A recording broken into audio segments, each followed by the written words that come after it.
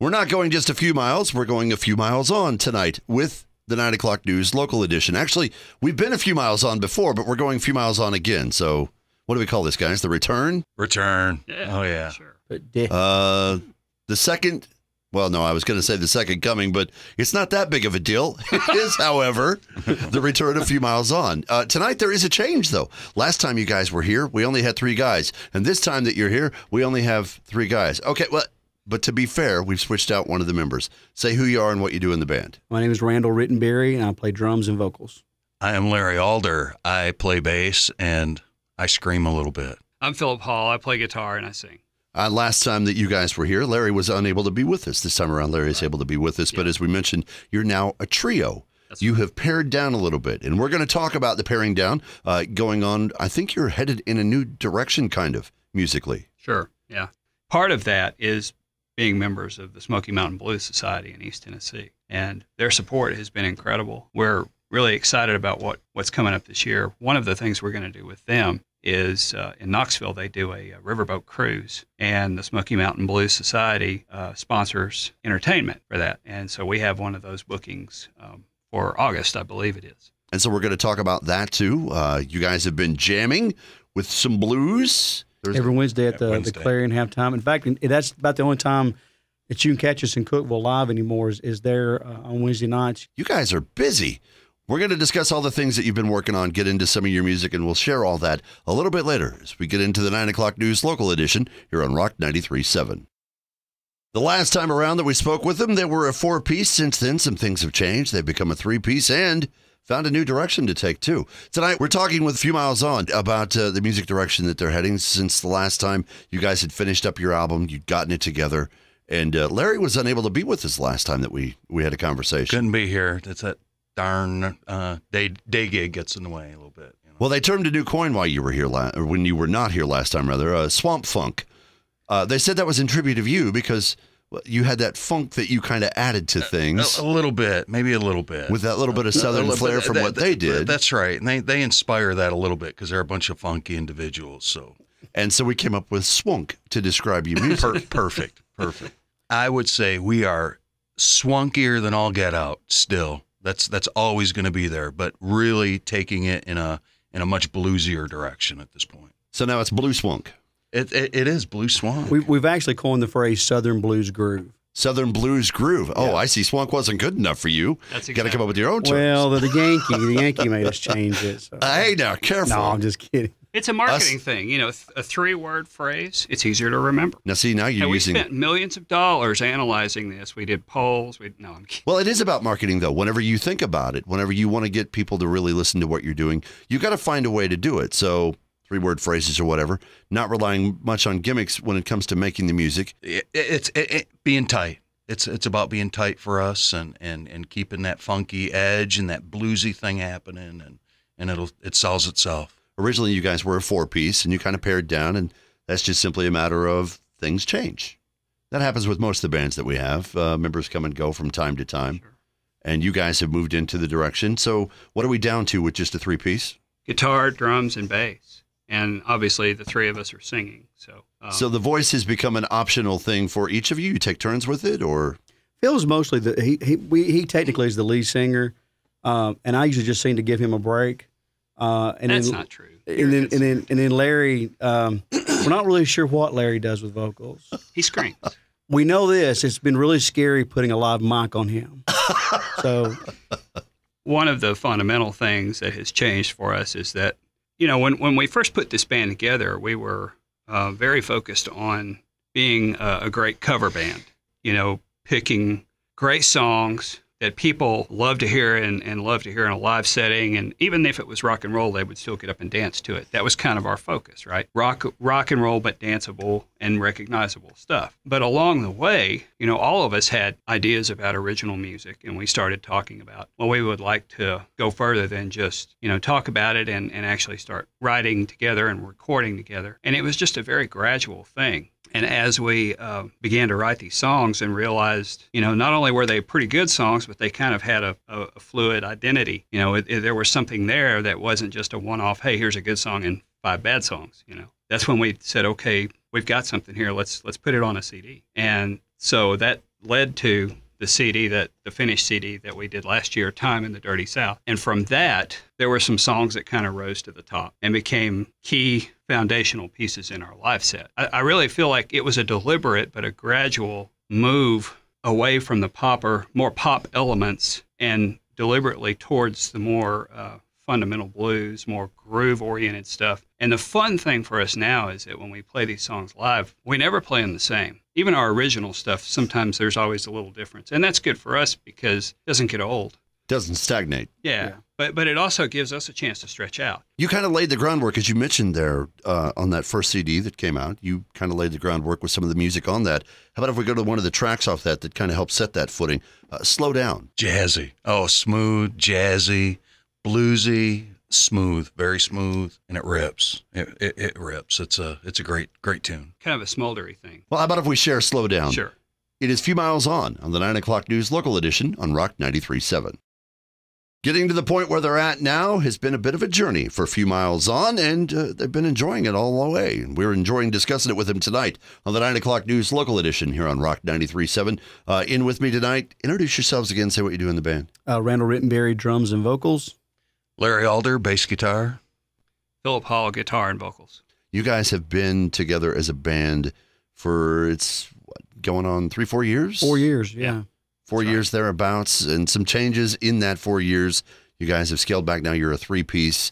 The changes of the lineup, notwithstanding the changes in the music, have been an evolution of sorts. We were talking earlier about how it seemed like you started out doing the whole cover band. I think a lot of bands find their footing doing other bands' materials, their influences and things. And you guys have a variety of influences. We really do, yeah. I mean, the cover tunes are definitely a reference point, but that's how you find out about each other because each person brings in stuff that they like. Hey, I'd always wanted to do this song or that song or whatever. I believe you get credit, Larry, for being the groove factor. Maybe a little bit.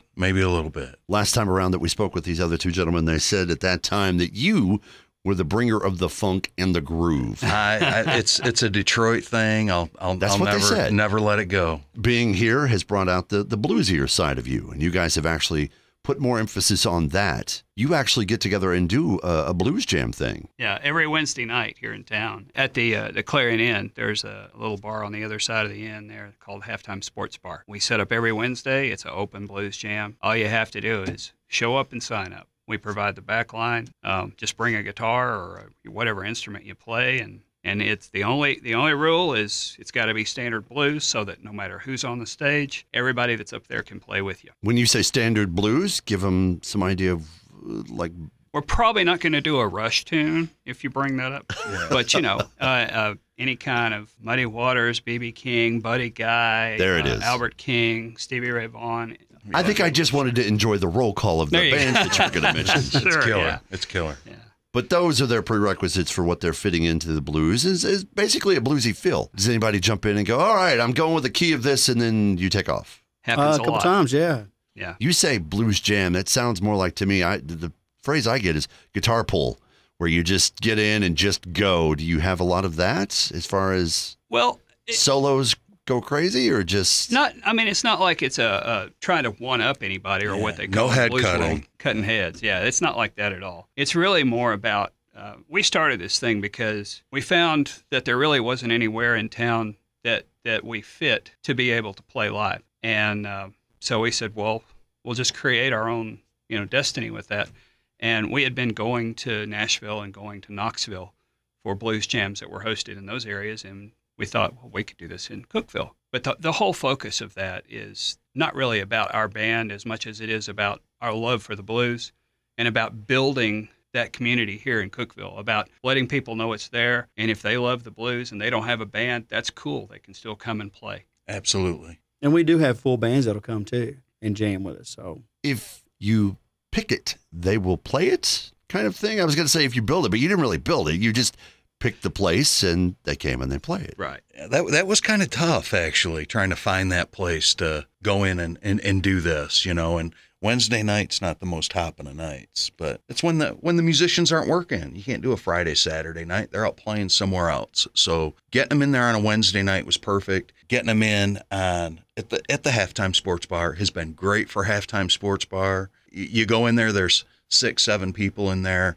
You come in now on a Wednesday night, it's packed, musicians in there. Man, it's a great time, even if you're not a musician. It is proof that if there were more places that would open up to allow bands, they might be surprised at the response they would get. We're going to continue our conversation with A Few Miles On tonight on the 9 o'clock news local edition here on Rock 93.7. Fitting name for the band, Few Miles On, because these guys keep going not just a few miles, but more and more and more, and that distance is becoming greater on their musical journey. We're talking with them tonight on the 9 o'clock news local edition on Rock 93.7. You guys have, I think we touched on it earlier while we were talking, that you have evolved. You started out cover band-wise, just a bunch of guys making music, loving what you do. Let's try our hand at original stuff. Your original stuff is getting deeper, though. It's still got the swamp funk. It's still got the swunk to it. But sure, yeah. It's also got something else to it. It's going to be blues-based. Sure. Absolutely. There will be some straight-up 1-4-5, 12-bar blues, but it's going to go beyond that as well. As we continue on this journey, you know, our influences are changing and resurfacing. I think we're going to start to hear more of that come out on this. So, not going to throw in that age card because I've got enough white in my whiskers to be able to say that there's definitely snow up on top of the mountain. But the older I get, I know that my influences and things have not stopped. I'm growing with what I listen to musically. I'm open to different things, and every day I hear something that I'll be like, oh, I like that. I'll add that to the things that I listen to. Do you add those influences to the songwriting too? Sure. Oh, sure. I think so. I think as you hear new music and you hear elements of things that you hadn't thought of before, it just subconsciously starts to come out in your own writing, not without being a copycat. You're just throwing an element here. Oh, yeah, I remember this. Yeah, let's throw that in there. Well, and I think, too, the influences that have brought us to where we are will always be there. I think you're right. I think age has something to do with it, too. I mean, when I was a younger guy, I was playing metal and, you know, doing all kinds of crazy stuff on the guitar, but now I find I can be more expressive with fewer notes. Yeah, and I think it's important. You know, we've really sat and talked about this and discussed, you know, who can we listen to or add to our bag of influence to come up with things that are almost, you know, most definitely blues. It is blues, but maybe not fitting in that, you know, 12-bar kind of tired blues formula, you know, and I don't say tired because it's tired to me. I love it. I listen to it all the time. But, you know, maybe not everybody does. What can we do to make it interesting and reinvigorate it in our way? A birthday cake doesn't have to look like a birthday cake to be enjoyable. Sure. That's right. You guys have been in the studio working on things. When can we expect this new material? I'd say we're probably about halfway done with the writing process right now. I don't want us to be in a